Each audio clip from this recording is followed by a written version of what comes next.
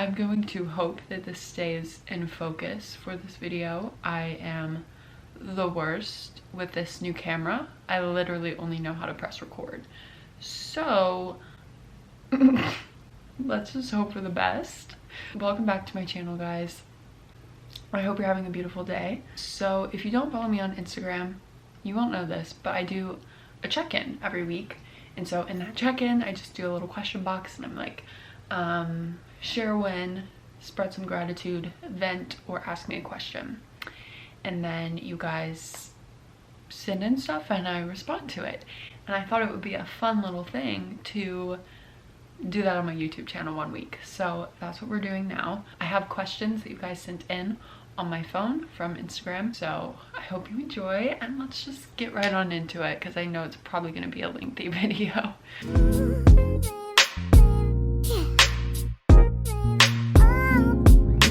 First one is, when is that I'm fully recovered? And this week I got into university to study mental health nursing.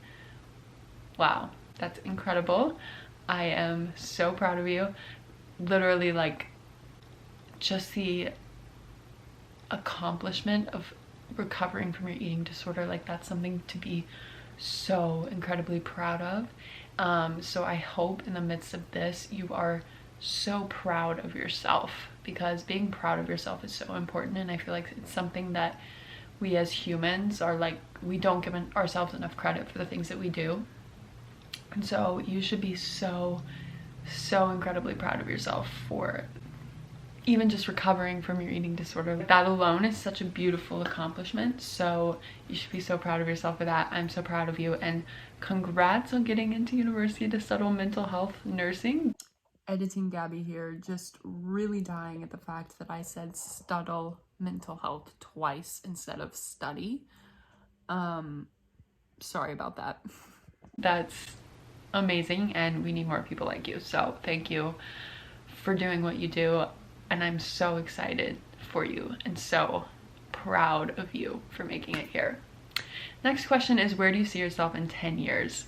I love this question.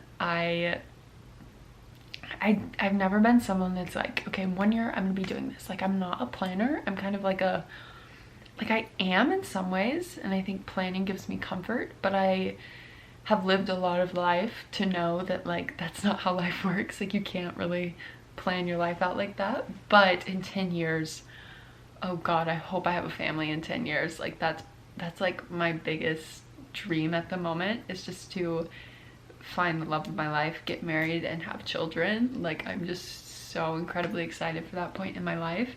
So hopefully in 10 years I'll have some little mini-me's and the love of my life. And you know, I would love to live on the beach someday, but if that's not realistic, that's fine. I feel like if I'm with the love of my life, I won't care where I am, and that's kind of where I'm at this point. But hopefully in 10 years that's what we're doing, and still continuing like my health coaching business, and hopefully I'm working full-time. Hopefully my business and my Instagram are my full-time job at that point. That would be amazing. And YouTube, social media in general, that would be the life, but we'll see. Next question is, what advice would you give to someone who is struggling with body image? There's so much to say about body image and struggling with body image. A couple things. One is, remind yourself that negative body image has nothing to do with your body and everything to do with your mind. So when you remind yourself of that, it helps you put into perspective that changing your body is not going to change your body image. It's all about your mind. So you have to work on your mindset around your body. And something that really helped me do that was body gratitude. I can't tell you, I talk about it all the time, but it's because it was so impactful for me on my journey. So anytime you feel a negative thought about your body, respond to that thought with something you're grateful for. So like, let's say you look in the mirror and you're like, oh my gosh, my stomach, I don't like the way my stomach looks right now. Respond to that thought with, but I'm so grateful that my stomach protects my vital organs, and that, you know, as a woman, this stomach could carry a child and like grow a human. Like, that's incredible. And just state what you're grateful for that part of your body, or just your body in general. And that was just so impactful for me, because it's just not like, life is just not about what we look like. When you are 80 years old, you're not going to look back on your life and say, I'm so glad I had a six-pack. You're going to be like, I'm so glad I lived a big, full, fulfilling life. That's what you're going to be proud of. You're not going to care what your body looked like. At your funeral, no one's going to show up and be like, she had an amazing six-pack, she had an amazing body. No, they're going to be like, she was kind, she was loving, she loved me, she brought joy into my life. So just take a moment to kind of zoom out and put it into perspective, and also remember that bad body image days happen to everyone, and they always, always pass. So don't forget that. Next question is, how did you come to terms with changing your career path? Whew, this is such a good question. I struggled with each career change that I made. Biggest struggle for me was letting go of my dream as a professional ballet dancer, because I trained my entire life for it. I started ballet at age 4 and continued it, and got very serious around age 8, started dancing like 5 to 10 hours, 6 days a week. Like, it became my whole world, and I put so much time, my parents put so much money and time, and like so much went into my ballet training, with the hopes of me becoming a professional ballet dancer someday. And I'm someone that is very, like, when I want something, I go after it like full force, and I did that with ballet, and it was just my entire world. But then at some point that shifted, and it wasn't fulfilling, and it wasn't bringing me the joy that it once did, because my perfection took over, and it was just this place where I just felt like I was never good enough. Changing career paths is so hard, especially when you put time and money and energy into it, and other people put their time and money and energy into it, and it becomes your identity, and you have people cheering you on, and you have people rooting for you in that career. It's so hard to let that go. For me, it was like my fear of living an unfulfilling, unhappy life was stronger than my fear of leaving that career path. So like, if I had stayed in ballet, I would have been so unhappy and anxious and unfulfilled. If I had stayed in modeling, I don't even know if I'd be here right now, because it was so toxic for me. And just, yeah, so you have to just really, again, just zoom out and think, okay, 10 years from now, what am I going to be proud of myself for? Am I going to be proud of myself for staying in this career and still feeling stuck in it when I'm unhappy and unfulfilled? Or am I going to be proud of myself for leaving that and finding my true passion and following these things that truly light me up and bring me joy and fulfill me?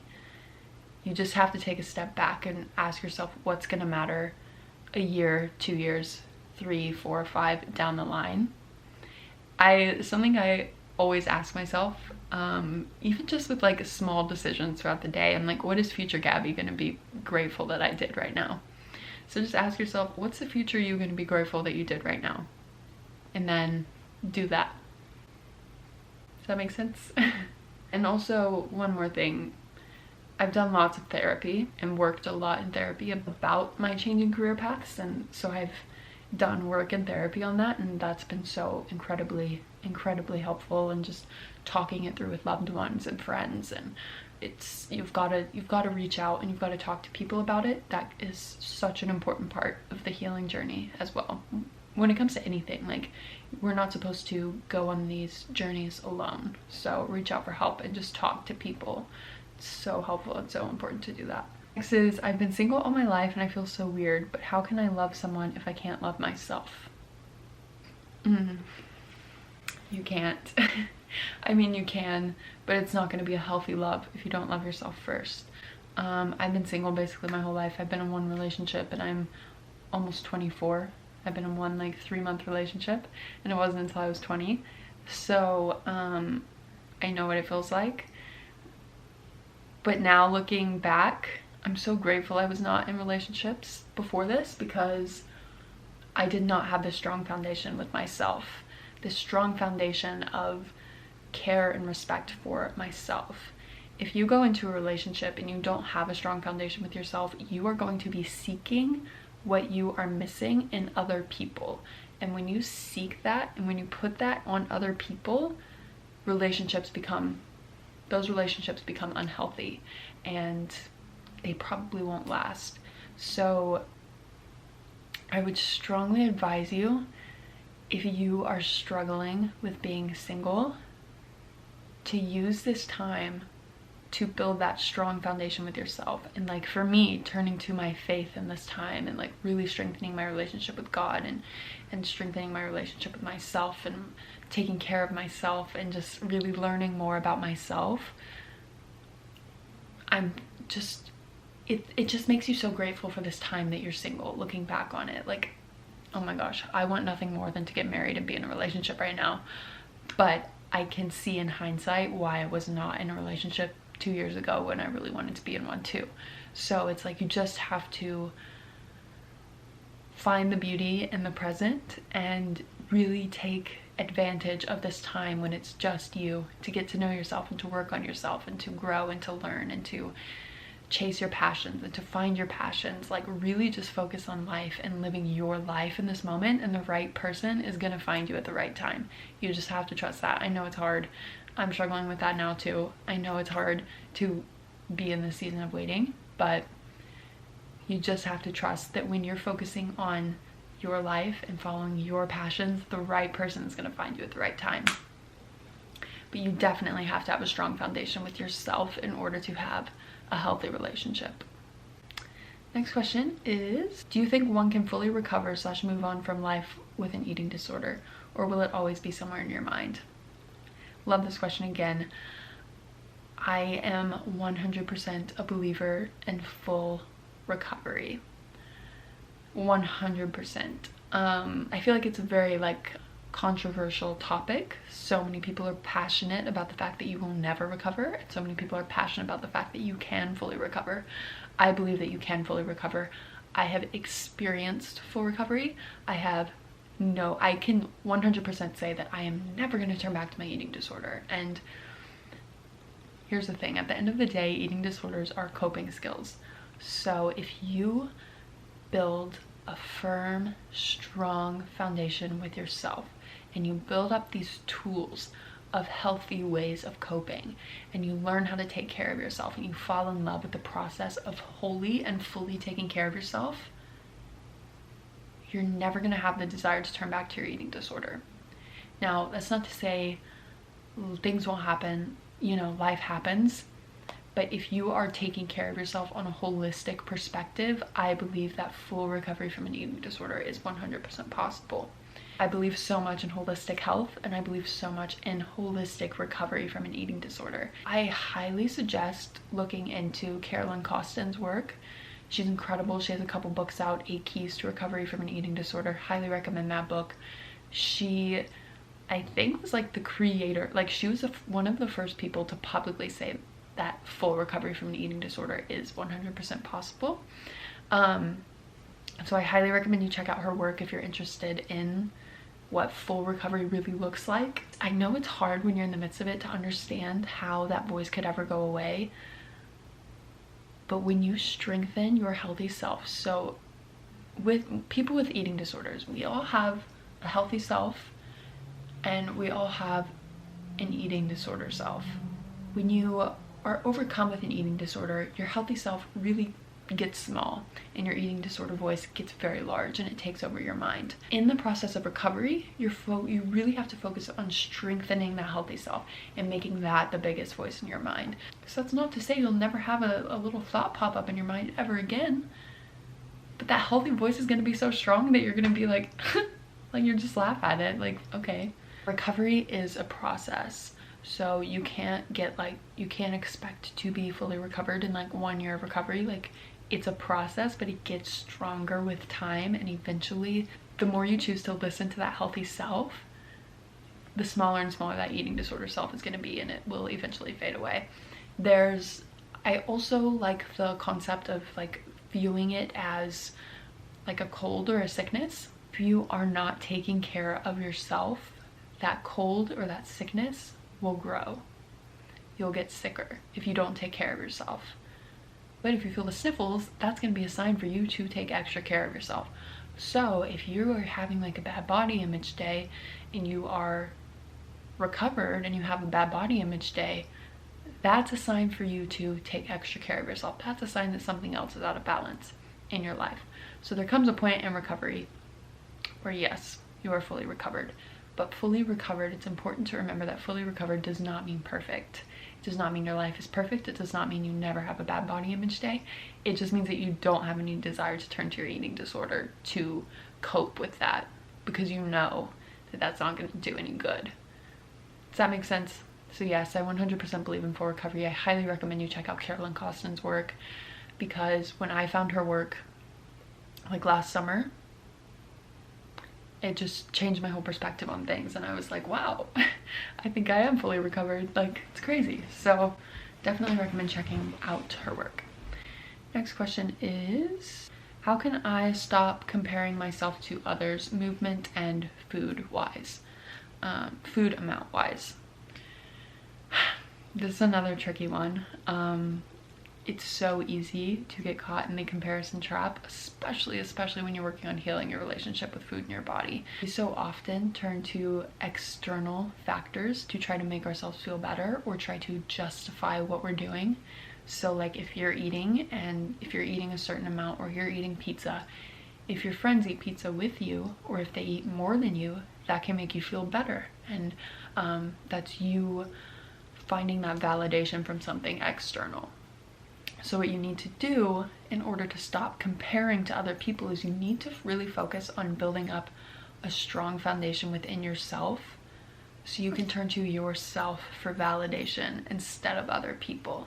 When you have such a strong foundation with yourself and you are so at peace with the way you feel and the way you are living your life, you will not care what other people are doing.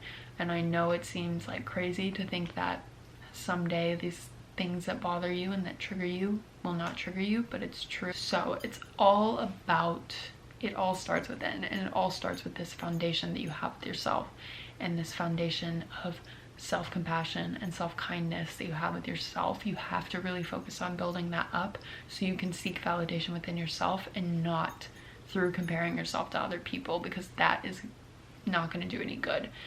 Something that helped me when I was struggling with comparison was to just ask myself, when I had a comparison thought, I would stop myself and I would be like, what good is this doing in my life right now? Because it does nothing good. So just ask yourself, what good is this doing in my life right now? What value is comparison bringing into my life? The answer is going to be nothing, and then you'll be able to move on. Be like, okay, what do I need to do for me right now? Because at the end of the day, we are so different. We are so bio-individual. You are going to need something totally different at this moment in time than whoever else you're with. Like, even our needs shift so much from day to day. You can't even compare yourself today and your hunger and your movement levels today to your hunger and movement levels yesterday, because you change so much from day to day. So imagine that with a completely different person. Like, it just makes no sense that we compare ourselves like that, because we are so completely different. So just really just drill that into your mind of like, okay, what good is this bringing into my life? What value is this bringing into my life? The answer is nothing. So just try to ask yourself that. And then something else that helped me a little bit when I would like compare my body specifically to other people, and I don't think you said movement and food wise, but I'm gonna throw this in there too. Whenever I would, see someone smaller than me or whatever, I would just compare my body to them. Something that my therapist told me to do that I really loved, this kind of perspective change.